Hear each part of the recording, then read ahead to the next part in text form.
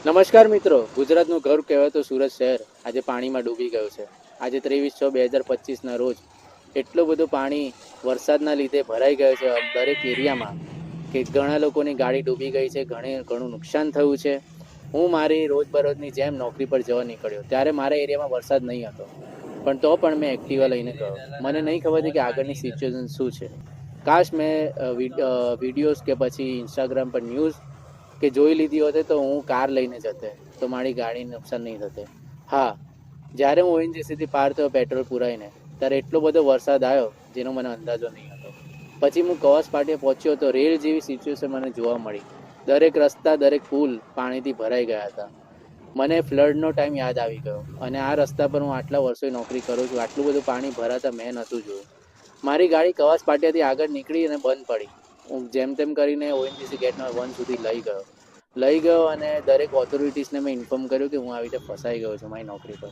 પછી મેં મારા ફ્રેન્ડ મિલિનભાઈ સીવાય ઓટો કન્સર્નના એક્સપર્ટ જે ઓનર છે તેમને મેં ફોન કર્યો. એમણે મને કીધું હું હેલ્પ કરીશ, પણ મારા મેકેનિક છે તે 2 થી 3 વાગે બપોરે આવીને લઈ જશે. મેં ઓલા ઉબેર ટ્રાય કરી, પણ કોઈ પણ રિસ્પોન્સ 1 કલાક સુધી આવતો નહીં હતો. પછી મને બાય ચાન્સ મારું નસીબ કે આ એક ઉબેરવાળા ભાઈ મળ્યા. મેં બુક કરી 307 રૂપિયામાં હું ઘરે આવ્યો.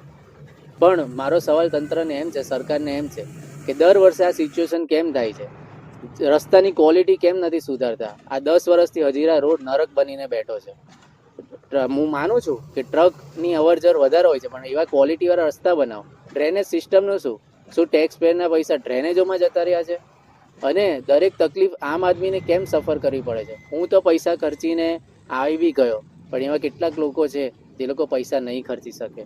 હવે મારી ગાડીમાં કેટલું નુકસાન થયું છે એ મને નથી આઈડિયા. એવા કેટલા લોકોની ગાડીમાં કયા પ્રકારે નુકસાન થયું હશે. વરસાદ જરૂરી છે, મને ખબર છે, કુદરતની સામે આપણું નથી ચાલતું, પણ એવા ડેવલપિંગ કન્ટ્રીઝ છે ત્યાં વરસાદ આવવા પર પણ કંઈ પ્રોબ્લેમ થતી નથી. તો એ માટે કેમ પ્રી મોન્સૂન કામગીરી થતી નથી? હવે વેક્ટર બોર્ન ડિસીઝ કેટલા વધશે? કામ કરવા લોકો તો છે જ બધા. તો દરેક લોકોને મારી વિનંતી છે કે અવેર થાઓ, જાગૃત થાઓ અને બોલો, ક્વેશ્ચન કરો કે આપણી જે જરૂરિયાત છે તે પૂરી કેમ નથી થતી. હવે આ વરસાદ છે, સ્કેમવાળા ભજીયા ખાવા બધા આવી જશે, બસ એ ટાઈમપાસ કરશે. હું તો આવી ગયો છું, પણ લોકો